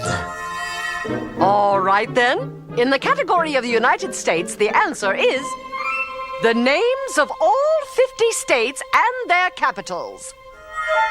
Okay.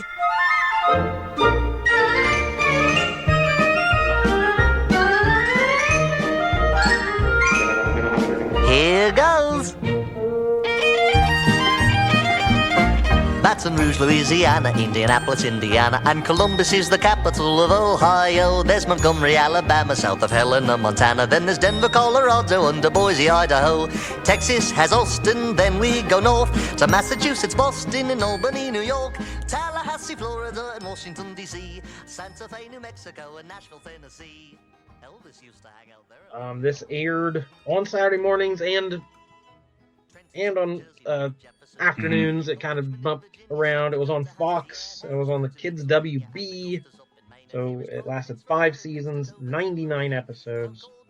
So this was Steven Spielberg and Amblin Entertainment dipped their toes into animation. They had Tiny Toon Adventures, and this was their second show. Both of them had huge reaction, huge hits.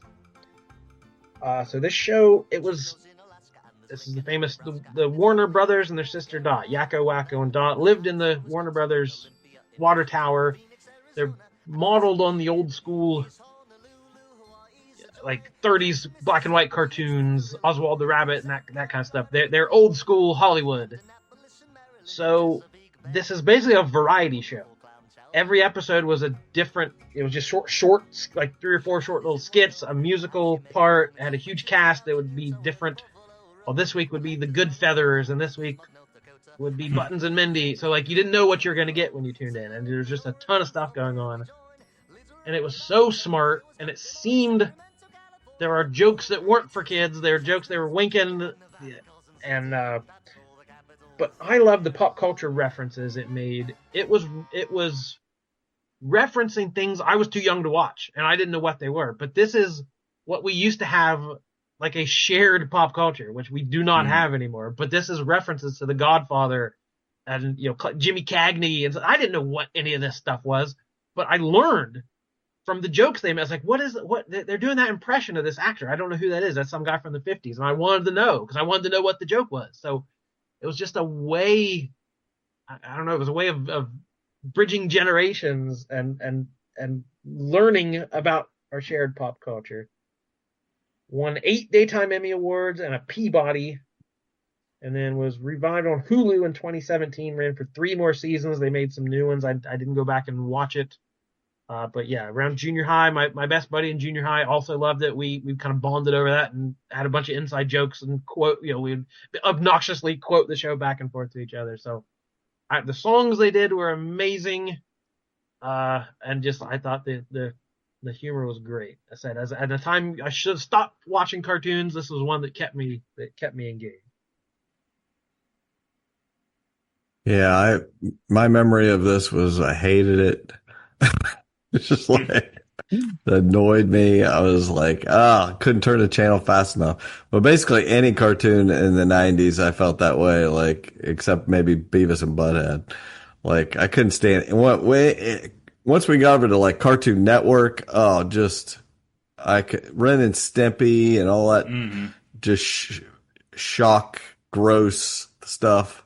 I was so glad that I had my childhood when it was. And people were, not that Animaniacs was that. I'm just saying it got worse and worse as it went on. I thought Cartoon Network was awful.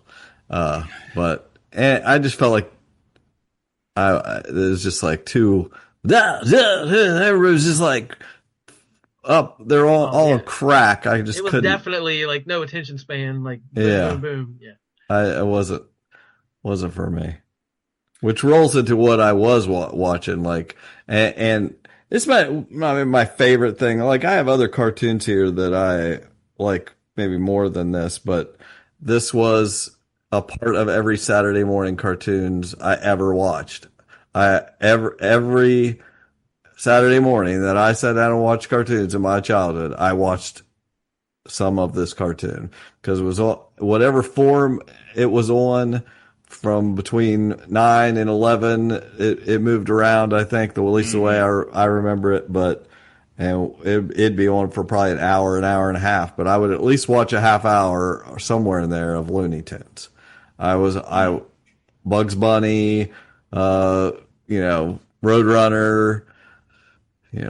Elmer Fudd, Daffy Duck, all that. The Tweety Bird show, yeah. Sylvester, it was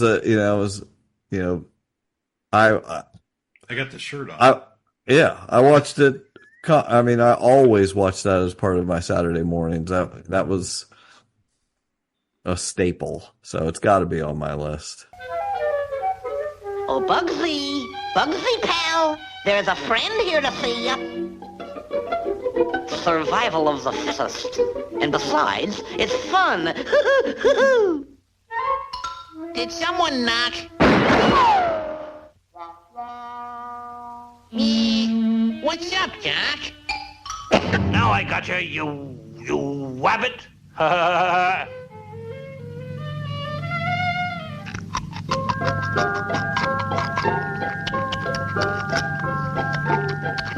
Say, Doc, are you trying to get yourself in trouble with the law?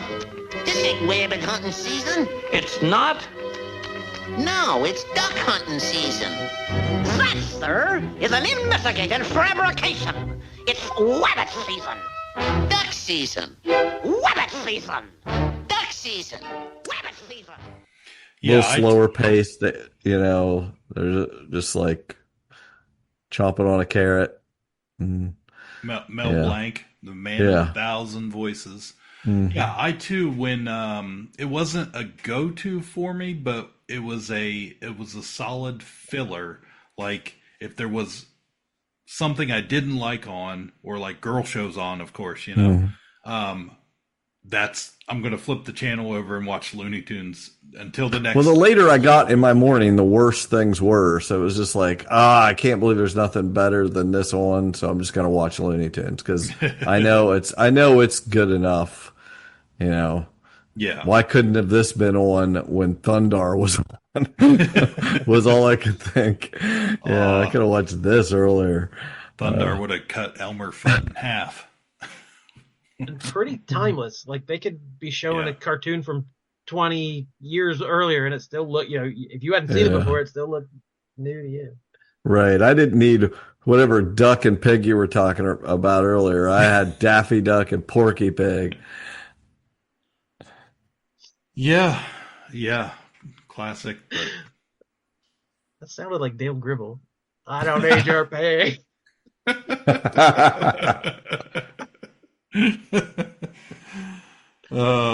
So that's your list. That's your last pick. Looney I Tunes. guess. Yes. You say so. Okay. I can live with that. That's what I watched, so I'm feel fine with it. It's not. I'm not picking the. I'm not cherry picking. This is literally the lineup I was watching. Nice. Yeah, my list, my original list is a little blown up because we had some overlap stuff in there that I had to switch it up a little bit. But I think for this list and for all Saturday mornings, I thought this is what you were just going to pick. But not something I would normally end my day with. It was more of an earlier morning show. And again, this was a show that ran. It was so popular. They kept expanding the time slot. So what started out as a half hour became an hour, became 90 minutes at one point, because it was an absolute juggernaut on Saturday mornings, because everybody loved the Smurfs.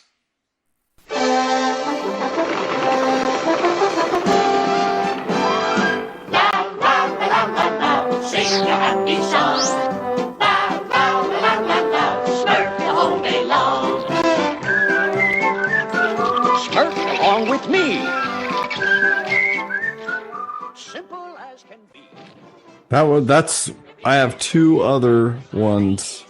Well, I have like 3 or 4 that I could name that I watched for sure that I liked, but that was at the top of that list. I had so many freaking Smurfs, those little Smurfs. Yeah. My mom could not help herself. Hallmark or whoever was selling those little freaking Smurfs. Mm-hmm. Somebody made a homemade little holder for it in my bedroom. I had easily 50 freaking like 3-inch high Smurfs. Just because it was just like the most. Huh? 3 apples high, I believe. Oh, that's probably right. It was just like it got out of hand.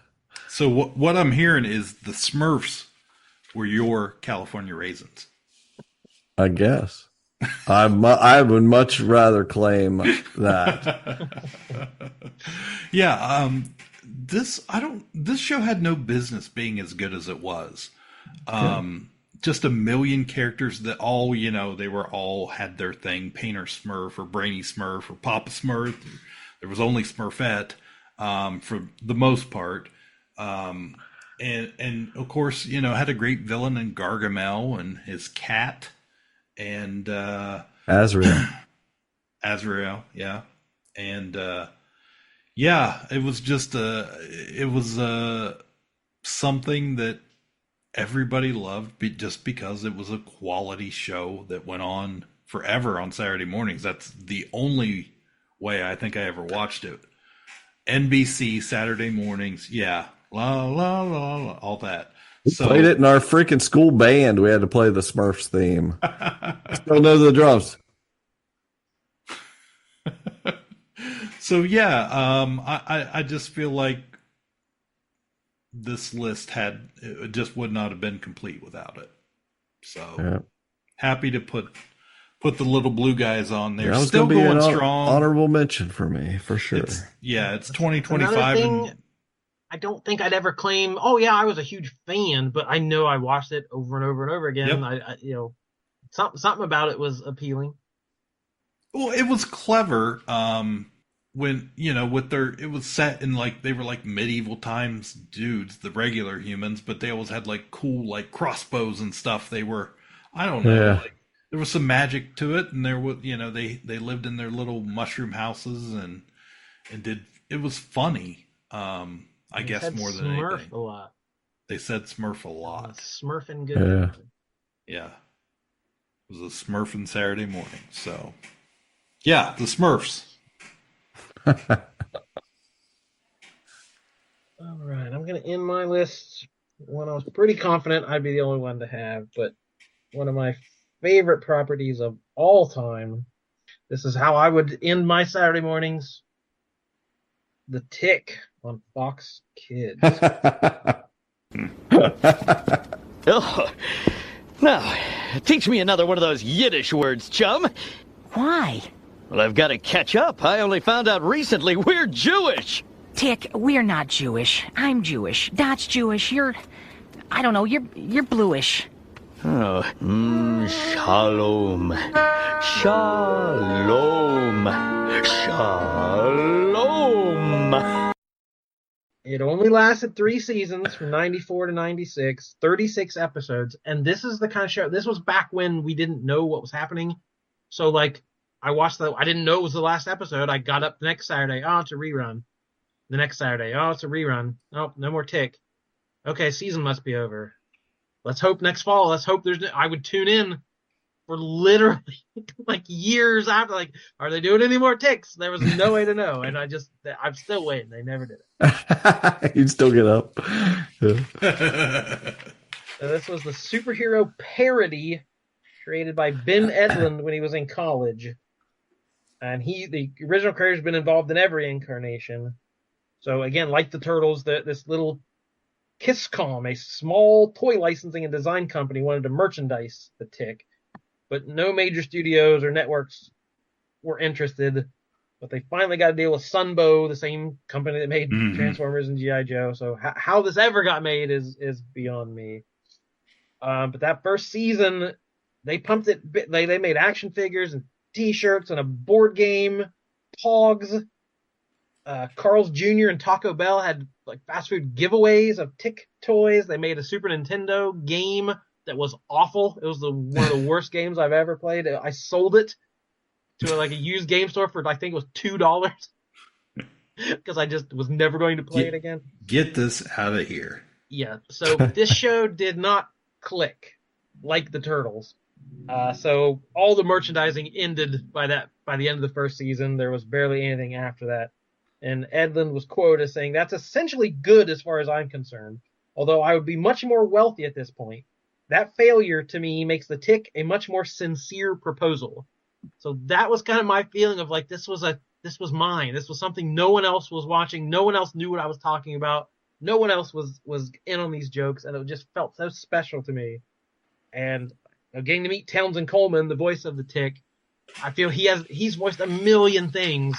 But he has that same kind of, this was his favorite thing, and he has such pride in it. And making him laugh, he asked me, I said, I still think of quotes from this show, and he made me quote it, and he laughed. It was funny. So it had Mickey Dolenz as Arthur in the first season from that fake band. And then Rob Paulson took over as Arthur in season 2 and 3. Had a killer theme song that was weird, like scat singing, just amped me up so much. So yeah, it was canceled after 3 seasons. Comedy Central syndicated it around the early 2000s. So it kind of found a second life. Adults clicked onto it like, oh, this is actually good. So then in 2001, when they launched the Patrick Warburton show, they didn't even air all the episodes. I think there were a couple that never got aired after that first season. It was up against Survivor and Must See TV on NBC, so it got no ratings. Nobody watched it. It did get any promotion. It died quickly. And then they did the Prime series with Peter Serafinowicz in 2016. It went 22 episodes. Critics loved it, fans loved it, but Amazon canceled it. So that seems to be the fate of the Tick, is to be beloved and hilarious and awesome, but it's never going to go long. So I was a superhero kid, and this was like poking fun, and there were like of the superhero tropes, and just it was so smart and so clever, and I don't know, just one of my favorite things ever. So there you have it. That's some pretty solid Saturday morning lineups. Just a review here. Make sure I've got this right. Seth, starting at 8 a.m. G.I. Joe, A Real American Hero. Followed by the Super Friends. And leading into Dungeons and Dragons. To the Transformers. And after that, you would have the Laugh Olympics, and wrapping up with Looney Tunes on a Saturday morning. With the impending threat, I felt like a threat to me because I hated this show so much. I hated it because it meant Saturday morning was over and it wasn't cartoons anymore, but also because it was a terrible show. Land of the Lost. When that come creeping in at 11, and I knew it was over because I wouldn't have to get up and start cleaning house if I sat there and watched Land of the Lost, and I would rather clean the house. I hated Land of the Lost. It's like, give me the damn Bissell. Let's do this. Yeah. I had my lineup was listed. I had The Adventures of the Gummy Bears, Disney cartoon, followed by Alvin and the Chipmunks, Spider-Man and His Amazing Friends, Thundar the Barbarian. Put a little pepper on that. His Amazing Friend. You had to include the Amazing Friends, wasn't just Spider-Man. Thundar the Barbarian, and then Garfield and Friends, and ending up with the Smurfs. Was the Thundar's friend's name? Ookla the Moth. Not amazing. Ookla, Fran and Ollie was a show. Was that? I think there was a band named Ookla the Mock. So I've seen Oakja. No. Yes, I have. That's not a band you've seen.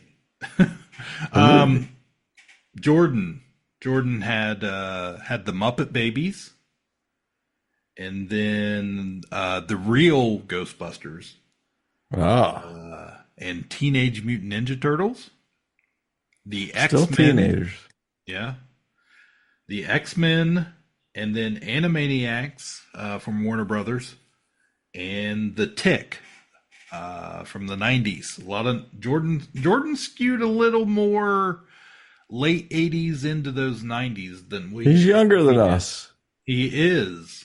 It's because you're younger than I am. We all had a different era here. Jordan, what we were watching. I gotta know your honorable mentions, because where is Underdog? Was that not a Saturday? It's next. Yeah, like I watched plenty. I'm the Bullwinkle and His Amazing Friends. but yeah, 100%. That was something that I watched, but I don't remember watching it specifically Saturday mornings. And I just trying to stick to what my brain was like. These are what I watched Saturday morning. So I don't know when I was watching Underdog, but yeah, that's my favorite. Yeah. Favorite guy in a cape. And the other ones, like I like the Gummy Bears. I would have been on my list probably if I'd had room for it. I liked there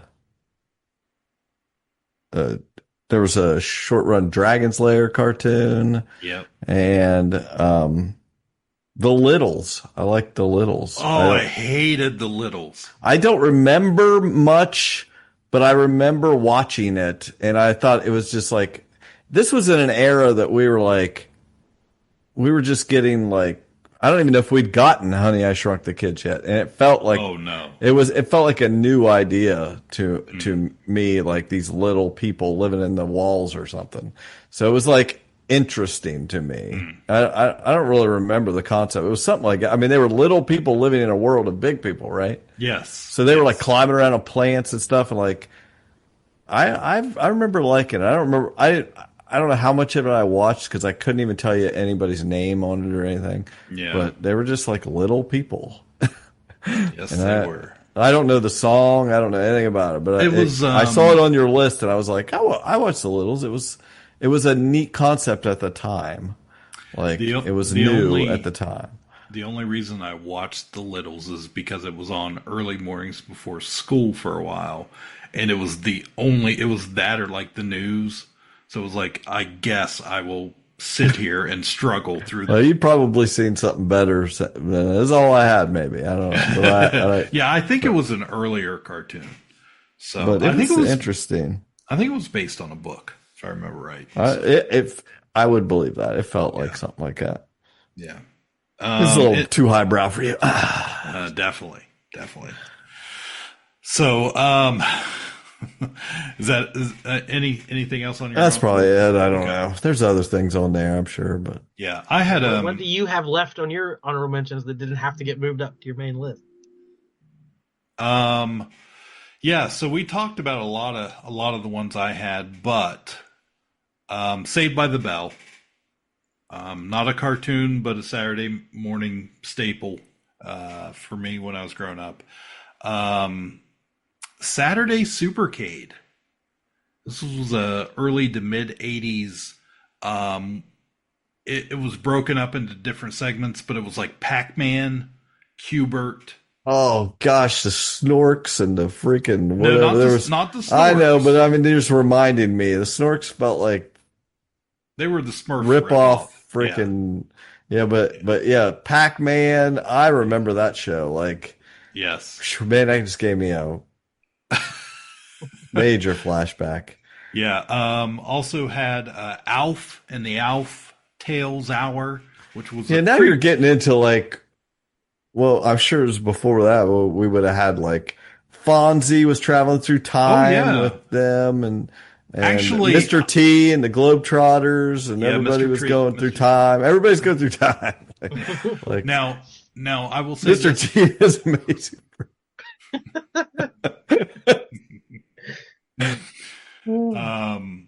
Yeah, the Fonzie, Laverne and Shirley crap was the reason I think Thundar went away. It was like the Gary Marshall deal, and they had That makes sense. Yeah, it was. They were wise. No, they were crap. That's a good It's like businessman. they already had their their business going on in the evenings.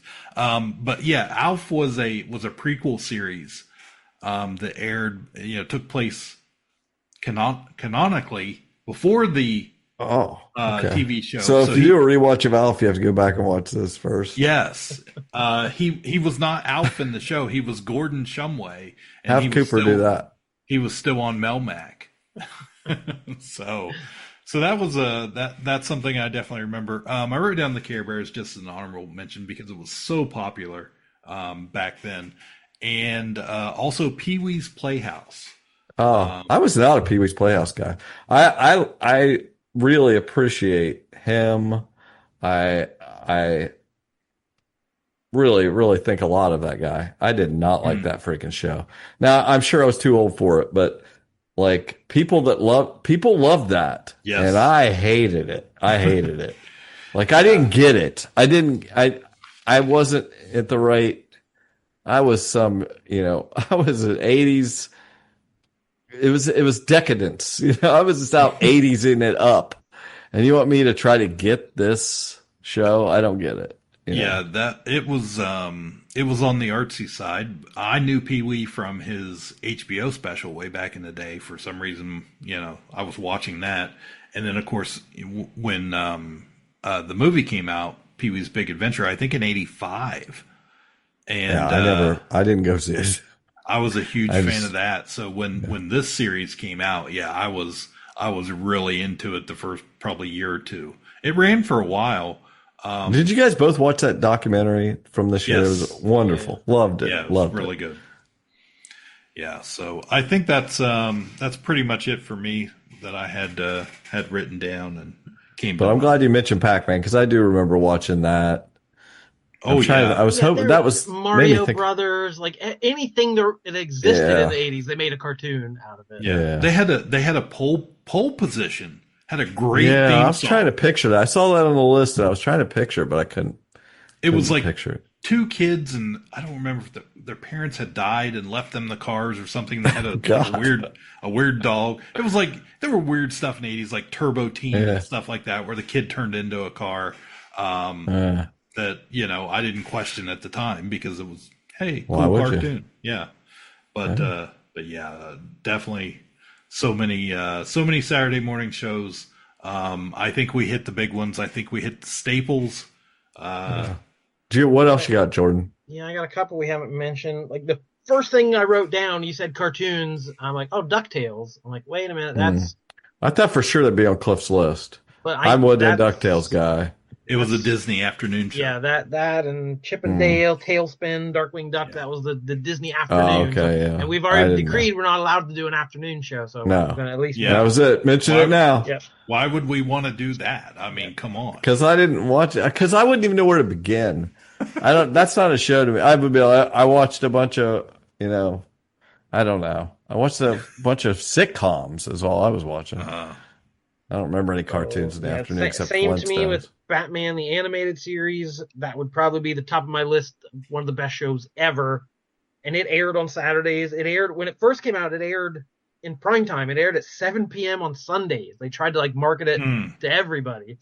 But to me, that's an after school show. Yeah. Again, one of the absolute best of all time. But I didn't. To me, I don't place it on Saturday mornings.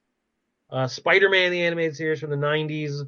Was great, but it's always going to be second place to X-Men to me, no matter how good the show was. It was basically, the other one they made when X-Men was a success. But the first to introduce the idea of a Spider-Verse, the show ended with him going into the Spider-Verse and meeting other spiders, so that led to all of that. Nobody said Inspector Gadget. Oh, yeah. Don Adams as the clumsy cyborg police detective. Great show. Fun. But again, a Nickelodeon show. Oh, was it? Yeah. Okay. Get Smart and for some great. reason, maybe it's just that we lost him recently. R.I.P. to the Hulkster. Hulk Hogan's Rockin' Wrestling. I watched that. That was like the peak of wrestling culture to me. That 80, 85, 86. Over the top. The real life wrestlers would do intros and outro at the beginning of the show and the end of the show. They'd come in, it's like Mean Gene, like, what's going on this week? Hulk, we got a great show, kids. You better stick around. Like, they did wrestling promos for the cartoon. Crazy. Hulk Hogan and his buddies versus Roddy Piper and all the villains. Crazy CBS show. I was thinking with the sports theme. Anyone out there remember Pro Stars? Oh, that show was terrible, Jordan. Yes, 13 episodes. It only lasted one season. Oh, this was I wanted that to be good. Michael Jordan, Wayne Gretzky, and Bo Jackson as super spy superheroes using their sports talents to save the world. That's a real thing, kids. Look it up. Yep. It was right on the level of Hammer Man, the MC Hammer cartoon. They also did live action. Like, they would talk to Gretzky and Jackson, but apparently, Michael Jordan just basically phoned it in. He only would do, one or two clips, and they were never in the same room, so. Yeah. They just wanted his name. Yeah, he must have taken Michael Jordan and his amazing friends. And the last one I got, I just wanted to mention NBA Inside Stuff. So this was the show, this was the bridge show between all the cartoons, and then they start their sports programming in the Saturday afternoons. So this ran for 15 seasons. Ahmad Rashad and Willow Bay. It was a clip show. They showed highlights. They interviewed the players. They did segments on keeping fit and all this stuff. But it was so terrible for kids. It was so bright and fun and fat. And it's like the NBA was so popular in the 90s. And I always credit this show for it being so hip. And I knew all the players and I knew what was going on in the NBA because there was a show for me. I wasn't watching Sports Center. I wasn't, I wasn't keeping up with the box scores in the newspaper. I was watching NBA Inside Stuff. And that to me reminded me of the baseball bunch back in the 80 to 85. They had a show like that for baseball. I almost put that down. The Johnny Bench. Johnny Bench and Tommy Lasorda and the San Diego Chicken teaching you all about baseball. Yes. In the same way, there was, the Inside Baseball that I would watch too. Right. That show. All that stuff just it almost gives me a physical headache to think about anything live action on Saturday morning because that meant it was over. When you were, I wasn't thinking, oh, this is nice bridge, whatever. It's over. It's all over, folks. We're out of here. We'll close up shop. Time to grow up, kid. Yeah, you got to get outside and mow the lawn or go do something. You can't lay here anymore. It's over. But I just Closing think about these sports, time. like they do Nickelodeon does the NFL Slime Time games. So like, to me, it's like if these sports want to grow and continue, like you need to appeal to kids, and like they've done it really well in the past. So I don't know. I just feel like there's nothing like that.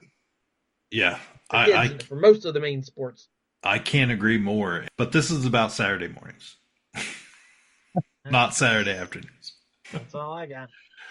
So, well, we hope you enjoyed the Toonerment as we changed the rules and made it up as we went along. Always up for healthy debate over here at KPP. And maybe we'll even someday do this again, whether it be afternoon cartoons or something else we think of. But forever it shall be known as a Toonerment. And now that we have applied rules, we know what that means. It's now in the annals of KPP Obvious. history. It's in the annals, that's for in sure. the annals. There you have it. Thank you for listening. I'm sure we didn't get to your favorite show or many, so we'd love a shout out if you had something we forgot. Or whose lineup were you watching? Which of the three of us would you tune in to watch? Which of us network execs would get your ratings? Let us know. Yeah. Tweet us or Facebook message us or join the Patreon. Do that. That's fun. That's $1. That's the best thing you can do. Yeah. Spend $1. We want to hear your answers. Childhood's over, guys. Patreon. No more Saturday nights. All of our patrons, we will get up and while you get ready for work, we'll watch cartoons. That's a service we provide. Yeah. Thank you for listening, everybody. This has been Ka-Pow Saturday Morning Cartoon Toonerment. My name is Jordan Lowe. Cliff Barnes. I'm Seth. It's just you screwed it up at the beginning and you screwed it up at the end. It's the Ka-Pow Saturday Morning Cartoonerment. It's not Cartoon Tournament. It's one tune. Gotcha. Cartoonerment. Yeah, the other way sounds silly. You're right. Exactly. It's embarrassing. I'm Seth. These are my amazing friends. Bye forever.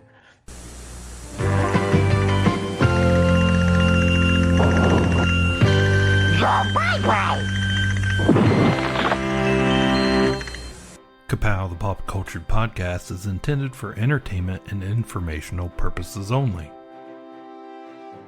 Sounds, music, and clips played during the podcast are property of copyright holders. All original content is property of Ka-Pow, the Pop Cultured Podcast. If you enjoyed this episode, please subscribe and leave a comment. KPP can be found on Apple Podcasts, Podbean, YouTube Podcasts, Spotify, and wherever podcasts can be found. You can connect with us through social media on Facebook, YouTube, or email Ka-Pow, the Pop Culture Podcast @gmail.com. Join our Patreon page to help support the show at patreon.com/udownwithkpp for special content and early access to episodes. We are grateful to anyone who chooses to contribute. Most of our content will remain free, so please click the thumbs up, like, share, and ask your friends. You Down with KPP?